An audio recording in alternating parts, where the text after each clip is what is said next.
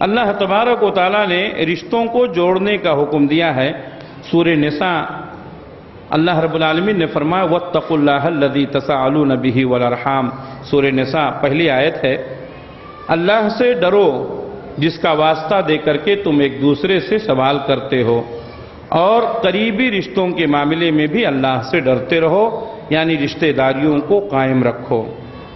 اسی طریقے سے اللہ رب العالمین نے سورہ نساء آیت نمبر 36 میں فرمایا وَاعْبُدُوا اللَّهَ وَلَا تُشْرِكُوا بِهِ شَيْئًا وَبِالْوَالِدَيْنِ إِحْسَانًا وَذِي الْقُرْبَى، اللہ تبارک و تعالیٰ کی عبادت کرو، اس کے ساتھ کسی کو شریک نہ کرو، والدین کے ساتھ اچھا سلوک کرو، وَذِي الْقُرْبَى، اور تمہارے قریبی رشتہ دار جو ہیں ان کے ساتھ بھی اچھا سلوک کرو۔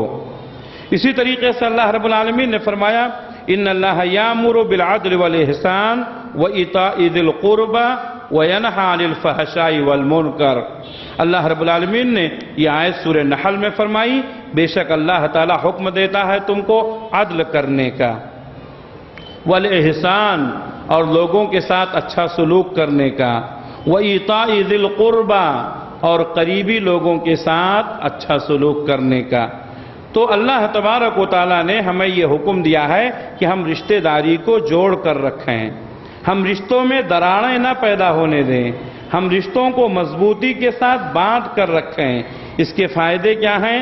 پہلا فائدہ یہ ہے اگر کوئی آدمی اپنے رشتہ داروں کو جوڑ کر رکھتا ہے، صلہ رحمی کرتا ہے، تو اللہ رب العالمین اس کی روزی میں کشادگی پیدا کرتے ہیں اور اس کی عمر میں برکت ہوتی ہے۔ اللہ کے نبی صلی اللہ علیہ وسلم نے فرمایا جس شخص کو یہ بات پسند ہو کہ اللہ رب العالمین اس کی روزی میں کشادگی پیدا کر دے اور اس کی عمر میں اضافہ کر دے، اس کو چاہیے کہ اپنے رشتہ داری کو جوڑ کر رکھے۔ کون نہیں چاہتا ہے کہ اس کے رزق میں کشادگی ہو؟ کون نہیں چاہتا ہے کہ اس کے عمر میں برکت ہو؟ پیارے نبی نے فرمایا یہ تم کو کیسے حاصل ہوگا؟ جب تم رشتہ داریوں کو جوڑ کر کے رکھو گے۔ اسی طریقے سے اللہ کے رسول صلی اللہ علیہ وسلم نے فرمایا کہ جس شخص نے صلہ رحمی نہیں کی، اس کو توڑ دیا، تو وہ اللہ رب العالمین کی رحمت سے محروم ہو جاتا ہے، اور جو شخص صلہ رحمی کرتا ہے، اپنے رشتہ داروں کو جوڑ کر کے رکھتا ہے، تو اس سے اللہ کی رحمت حاصل ہوتی ہے۔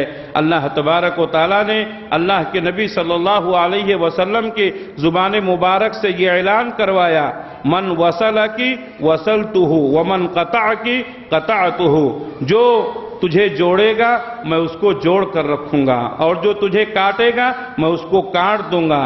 جوڑ کر رکھوں گا یعنی اللہ رب العالمین کی رحمت کا مستحق رہے گا، اور جو رشتہ داریوں کو توڑ دے گا اللہ تعالیٰ کی رحمت سے دور ہو جائے گا۔ اسی طریقے سے اللہ کے نبی صلی اللہ علیہ وسلم نے فرمایا کہ اللہ تعالیٰ نے جب رحم کو پیدا کیا تو رحم عرش الہی سے لٹک گیا اور کہا کہ اے اللہ جو مجھے ملائے تو اس کو ملا، اور جو مجھے توڑے تو اس کو توڑ دے۔ اللہ تعالیٰ نے کہا ٹھیک ہے میں نے تیری اس بات کو قبول کر لیا۔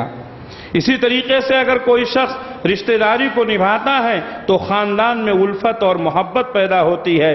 اللہ کے نبی صلی اللہ علیہ وسلم نے فرمایا تم اپنا نسب معلوم رکھو تاکہ صلہ رحمی کر سکو، کیونکہ صلہ رحمی کرنے سے گھر والوں میں محبت پیدا ہوتی ہے، مال میں اضافہ ہوتا ہے اور موت میں تاخیر ہوتی ہے۔ تو گھروں میں محبت پیدا ہوتی ہے، مال میں بھی کشادگی ہوتی ہے اور موت میں بھی تاخیر ہوتی ہے، یعنی عمر لمبی ہوتی ہے۔ اس لیے ہمیں رشتہ داری کو نبھانے کی کوشش کرنی چاہیے۔ صلہ رحمی کرنا یہ ایمان کی دلیل ہے۔ صحیح بخاری کی حدیث ہے، اللہ کے نبی صلی اللہ علیہ وسلم نے فرمایا من کان یؤمن باللہ والیوم الآخر فلیصل رحمہ، جو شخص اللہ پر ایمان رکھتا ہے اور آخرت کے دن پر ایمان رکھتا ہے تو اس کو چاہیے کہ اپنے رشتہ داری کو جوڑ کر رکھے۔ صلہ رحمی کرنے سے جنت ملتی ہے۔